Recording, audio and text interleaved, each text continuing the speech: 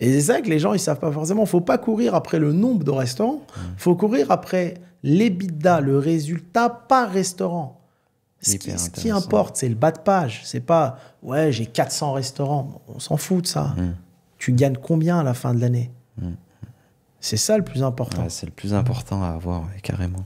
Donc, on va mettre en place ces formations parce qu'on est souvent sollicité pour des personnes qui veulent devenir franchiseurs et ils ne savent pas par où commencer. Ouais.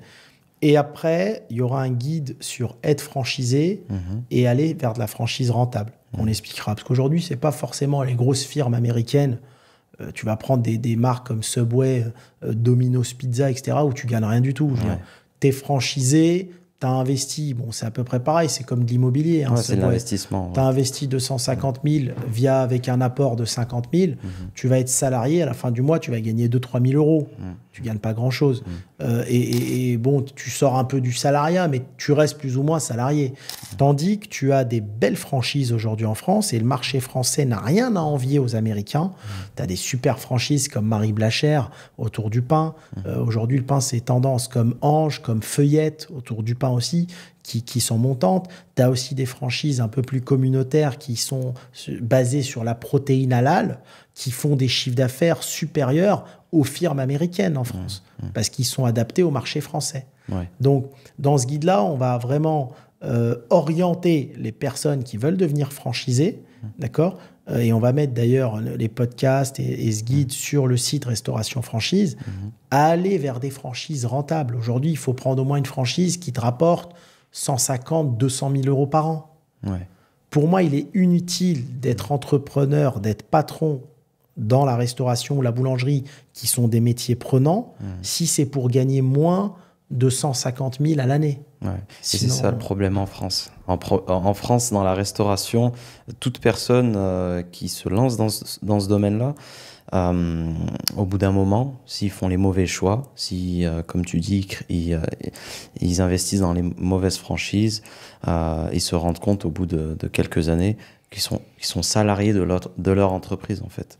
Ils sont salariés, tu sais, moi je dis souvent, quand tu gères une entreprise, si tu ne peux pas partir 6 mois en vacances par an, tu as loupé. Tu as échoué, c'est pas bon. Je vais te donner 2 exemples. La restauration, si on parle de la restauration, c'est un domaine qu'on maîtrise par cœur. Les marges sont très faibles. Si tu veux écraser les marges parce que tu dois payer un service support, si demain tu veux monter un groupe de restauration, il faut des comptables, il faut du monde au support. Des gens pour la paye, des gens pour contrôler qu'il n'y ait pas de vol dans les caisses, les contrôleuses de gestion, etc.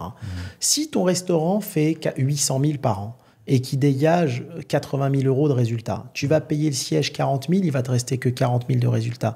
Et si demain tu baisses un peu ton chiffre d'affaires, tu vas te retrouver avec un résultat de 0. Moi, je dis moins de 100 000 de résultats par an. La prochaine étape, c'est la faillite. Il te faut des grosses affaires qui écrasent leurs frais fixes. Si tu ouvres une affaire qui fait 3 millions, sur 3 millions, tu ne feras pas 10% de résultats, mais tu iras chercher 25-30%. Donc là, alors une affaire à 800 000, elle va faire 60 000, 80 000 de résultats. Une affaire à 3 millions, elle va faire 800 000 de résultats. Elle va faire 12 fois le résultat de celle à 800 000. Je préfère avoir 10 affaires à 3 millions, 10 beaux restaurants à 3 millions, que 100 restaurants à 800 000. 100 restaurants, tu as 100 problèmes, tu as 100 managers à gérer, tu as 100 paperasses à gérer pour gagner rien du tout au final.